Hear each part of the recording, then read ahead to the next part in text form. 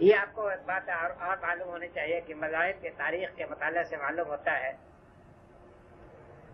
کہ ہندو مذہب میں، زردشت کے مذہب میں بھی، بدھا کے مذہب میں بھی، ان تمام مذاہب میں اس چیز کو بڑی اہمیت رہی ہے.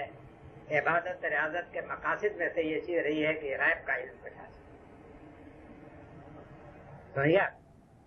طرح طرح کی ریاضت، طرح طرح کی چلہ کشی جو کرتے تھے تو وہ بندگی کے لیے نہیں کرتے تھے بلکہ در حقیقت خدا بننے کے لیے کرتے تھے. یعنی ان کا مدعا یہ ہوتا تھا کہ غیب کے اسرار کھلے اور راز کھلے اور لوگوں کو بتائیں. اسلام میں جو عبادت کا تصور دیا گیا ہے وہ یہ ہے کہ بندگی کے لیے عبادت ہونی چاہیے، خدا بننے کے لیے نہیں، خدائی کے لیے نہیں. سمجھا؟ نماز کا، روزے کا، تمام چیزوں کا مقصود جو ہے وہ یہ ہے کہ آپ میں خشوع پیدا ہو، خدا کی خشیت پیدا ہو، استغفار کا ولولہ پیدا ہو. وبالاسحار هم یستغفرون. رات بھر تہجد پڑھنے کے بعد یہ ولولہ نہ ہو کہ آج کچھ غیب کا مشاہدہ ہو جائے، بلکہ یہ ہے کہ اٹھ کر کے استغفار کریں کہ اے رب بہرحال جو کچھ ہو سکا ہے اس کو قبول فرما اور ہمارے گناہوں کو معاف کر. یہ ایک بنیادی فرق ہے عبادت میں. ہندو مذہب کی عبادت میں بھی اور رہبانی مذہب میں بھی اور زردشت کے مذہب میں بھی، گوتم بدھ کے مذہب میں بھی، ہر ایک کے مذہب میں اور اسلام میں یہ بنیادی فرق معلوم ہوتا ہے. اور میں آپ کو یہ آگاہ کرنا چاہتا ہوں کہ صوفیوں کے مذہب میں بھی یہ چیز ہے کہ عبادت ریاضت جو ان کے یہاں ہوتی ہے، عبادت ریاضت میں وہ اس چیز کو نظم العین کے طور پر رکھتے ہیں کہ کچھ کشف ہو، کشف المعجوب کچھ ہو، کوئی حقائق کھلے، کوئی راز بے نقاب ہو. اس طرح کی چیزوں کی ان کا طلب ہوتی ہے. یہ حقیقت میں دوسرے مذاہب سے لیا گیا ہے. آپ قرآن میں آپ پڑھ ڈالیے تمام سارے قرآن میں اور نبی صلی اللہ علیہ وسلم کے حدیث میں بھی پڑھیے تو اس میں عبادت کا مقصد جو ہوگا وہ بالکل اس سے مختلف ہوگا. اس کو کوئی تعلق بھی اس چیز سے نہیں ہے. صفائی باطن تو الگ ایک چیز ہے، یعنی تزکیہ ہے تو بہرحال دین کا مقصد ہے، لیکن تزکیہ میں اور مشاہدہ میں اور کشف حقائق میں آسمان زمین کا فرق ہے، کوئی تعلق نہیں. یہ البتہ ضرور ہے کہ اگر کسی شخص کو تزکیہ حاصل ہوگا تو اس کو صفائی باطن حاصل ہوگا. صفائی باطن کا نتیجہ یہ نہیں ہوتا ہے کہ اس کے اوپر غیب کے اسرار کھل جاتے ہیں، بلکہ اس کے اوپر جو حقیقت کھلتی ہے وہ یہ کھلتی ہے کہ اس کو اپنے باریک سے باریک گناہ بھی نظر آنے لگتے ہیں اور لطیف سے لطیف چھوٹی اور بڑی تمام نیکیوں کا اس کے اندر حوصلہ پیدا ہوتا ہے اور نیکیوں کے اندر جو حکمت ہے وہ اس پر واضح ہوتی ہے. یہ ہوتا ہے. تو نبی صلی اللہ علیہ وسلم کے متعلق یہاں یہ فرما دیا کہ ما هو علی الغیب بضنین، وہ تمہارے کائنوں اور لپاٹیوں کے طریقہ سے غیب کا حریص نہیں ہے. مطلب کیا ہوا؟ مطلب یہ ہوا کہ ایک چیز بالاضطرار اس کے اوپر آتی ہے. یہ وہی سمجھ رہے ہیں میرے الفاظ؟ یعنی بالکل وہ مستر ہو کر کے وہ اس کو قبول کرتا ہے، اس کا متمنی نہیں بلکہ اس کا وہ ایک چیز آتی ہے اور پھر اس کے بعد وہ اس کو مجبور ہوتا ہے کہ وہ لوگوں کو بتائے اور پہنچانے کی ہوتا ہے. عربی زبان کے لحاظ سے تو ان لوگوں نے جو ترجمہ کیا ہے پھر وہ کیا ہے کہ وہ بخیل نہیں، بخیل کیا ہے، لیکن اول تو بخیل نہیں ہے کہ کہنے کا فائدہ کیا ہے یہاں، اس لیے کہ قریش کو یہ شکایت تو تھی نہیں کہ ان کے اوپر جو وہی آتی ہے غیب کی باتیں جو ان کو معلوم ہے یہ ہم کو نہیں بتاتے. ان کو تو یہی شکایت تھی کہ خام خواہ کو زور جماتے ہیں اور طرح طرح کے دعوے کرتے ہیں. بات کہنے کا تو کوئی فائدہ نہیں. جو بات میں نے بتائی ہے وہ تو اس کا تو فائدہ ہے نا کہ وہ اس میں ایک تعریض ہوگی وہ ان پر کائنوں پر کہ وہ تو بالکل لپاٹیے ہوتے ہیں اور اس کے طلبگار ہوتے ہیں، لیکن ہمارا پیغمبر اس کا حریص نہیں. دوسرا یہ ہے کہ غلط فہمی ہوئی ہے. عربی زبان بہرحال زبان ہے، بہت مشکل زبان ہے اور بہت اعلیٰ زبان ہے. اس کے معنی حریص اور بخیل دونوں کے اس لفظ کے آتے ہیں، لیکن دونوں کے استعمال میں فرق ہوتا ہے.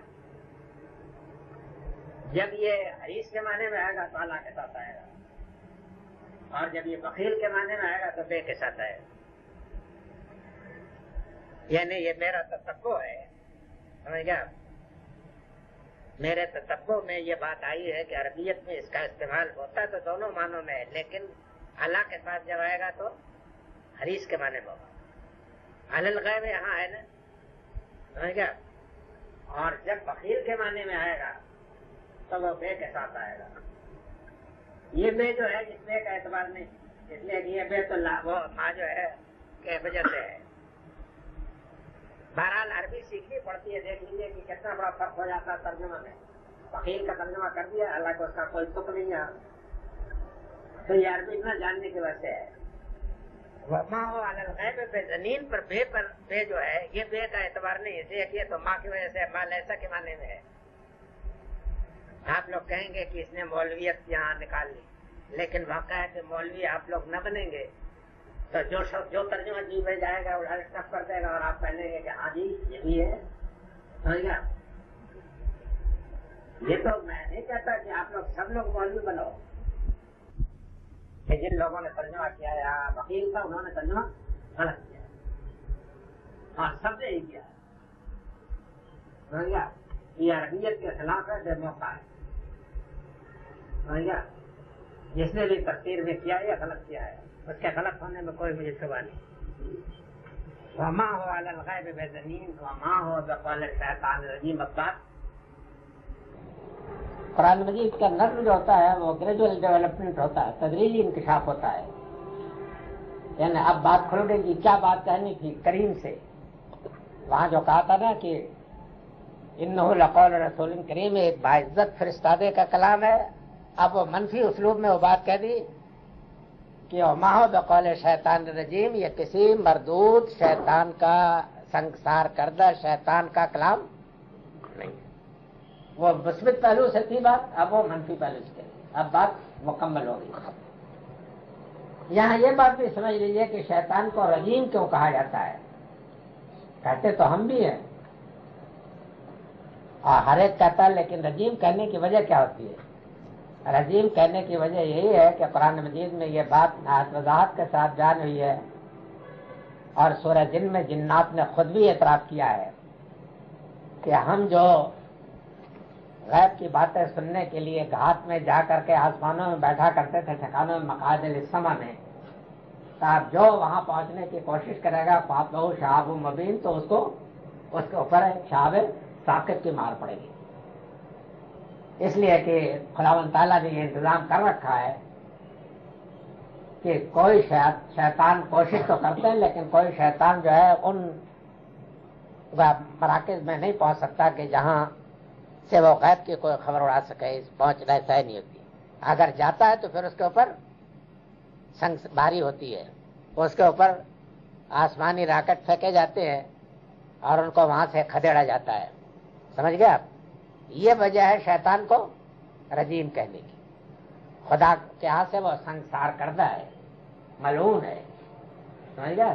یہ وجہ ہوتی ہے. فَأَيْنَ تَذْهَبُونَ, تو خدا کے بندوں کہاں بھٹکے جاتے ہو؟ فَأَيْنَ تَذْهَبُونَ, تو کہاں بھٹکے جاتے ہو, یعنی بالکل بے پر کیوں اڑاتے ہو؟ کہاں یہ کلام, کہاں کائنوں کی بکواس, دونوں میں کیا نسبت ہے؟ کہاں آسمان و زمین کی یہ دلائل اور کہاں شیاطین کی بے معنی باتیں, ان دونوں میں کیا نسبت ہے کہ تم جو ہے اس قرآن کو اور اس کلام کو کائنوں کا کلام کہتے ہو؟ سمجھ گئے آپ؟ یہ آپ کو معلوم ہونا چاہیے کہ کائنوں کے تردید یہاں بھی کی ہے اور جگہ جگہ بھی کی ہے, اور شاعر جس بنیاد پر کہتے تھے اس کی تردید بھی کی ہے, اور منظم جس بنیاد پر وہ سمجھتے تھے اس کی بھی تردید کی ہے. والنجم اذا ہوا میں, ان تمام صورتوں میں اس کی تردید ہے. ان تمام چیزوں کو جاننے کی اس وجہ سے ضرورت پڑتی ہے کہ جب تک کہ آپ عربوں کے میتھالوجی سے واقف نہ ہوں, جس کی تردید کی ہے قرآن نے, ان کا جو علم الہیات ہے, ان کا جو مشرکانہ دین ہے, جب تک کہ اس کی پوری تاریخ سے اچھی طریقے سے واقف آپ نہ ہوں, تو اس وقت تک قرآن مجید کی جو اصلاحات ہیں ان کی باریکیوں کو آپ نہیں سمجھ سکتے. وہ جاننا پڑتا ہے. یہ خیال نہ کیجیے کہ عرب جو ہیں خدا کے منکر تھے. خدا کے منکر گدھے اس زمانے میں پیدا ہوتے ہیں. عرب اتنے گدھے نہیں تھے کہ وہ خدا کے منکر ہو. وہ منکر نہیں تھے خدا کے, وہ مشرک تھے. سمجھ گیا؟ خدا کو تو وہ خدائی کی جگہ پر مانتے تھے، آسمان و زمین کا خالق خدائی کو مانتے تھے، کسی کو خالق نہیں مانتے تھے. سمجھ گیا؟ باقی رہ گیا کہ ان کے شرک کی جو نوعیت تھی وہ کیا تھی، یہ جاننے کی ہے. اگر آپ اس کو اچھے طریقے سے جان جائیں تو آپ کو پتہ چلے گا کہ وہ شرک کی وہ ساری قسمیں خود ہمارے اندر بھی موجود ہیں، یہاں بھی.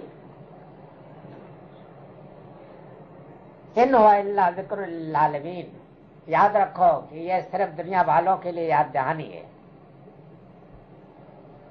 یعنی مطلب یہ ہے کہ بات تمہیں بتا دی گئی ہے، اب اگر سننا چاہتے ہو تو سن لو، ماننا چاہتے ہو تو مان لو. سمجھ گیا؟ اس سے زیادہ پیغمبر تمہارے در پہ ہونے والا نہیں ہے کہ تمہیں بتا دے. پیغمبر کے اوپر یہ ذمہ داری نہیں ہے کہ تم مومن بھی بن جاؤ. اگر تم مومن نہیں بنو گے تو اپنی شامت بلاؤ گے، نہ پیغمبر کا کچھ بگاڑو گے، نہ پیغمبر کا خدا کا کچھ بگاڑو گے. یہ مطلب ہے. سمجھ گیا؟ یہ صرف یاد دہانی ہے، یاد دہانی ہم نے کر دی. ہمارا اور ہمارے رسول کا جو فرض تھا وہ ہم نے ادا کر دیا. اب ہمارے اوپر کوئی اور ذمہ داری نہیں ہے. یعنی مطلب ہے کہ اس سے زیادہ ہم تمہارے نخرے نہیں اٹھائیں گے. اب تک جتنا ہم در پہ ہوئے ہیں، جتنا سمجھایا سمجھا دیا. باقی رہ گیا کہ اگر تم نہیں مانتے ہو تو پھر تم یہ ہے کہ تم اپنا انجام دیکھو، ہمیں تم سے کوئی بات نہیں. سمجھ گئے آپ؟ یعنی اس فقرے میں بہت بڑی تنبیہ ہے. جس طریقے سے آپ کہیں کہ بھائی میرا کام سبق پڑھا دے رہا تھا، باقی اب تم جانو، تمہارا کام جانے. میں اس سے زیادہ تمہارے پیچھے اپنے آپ کو ہلکا نہیں کرنا چاہتا.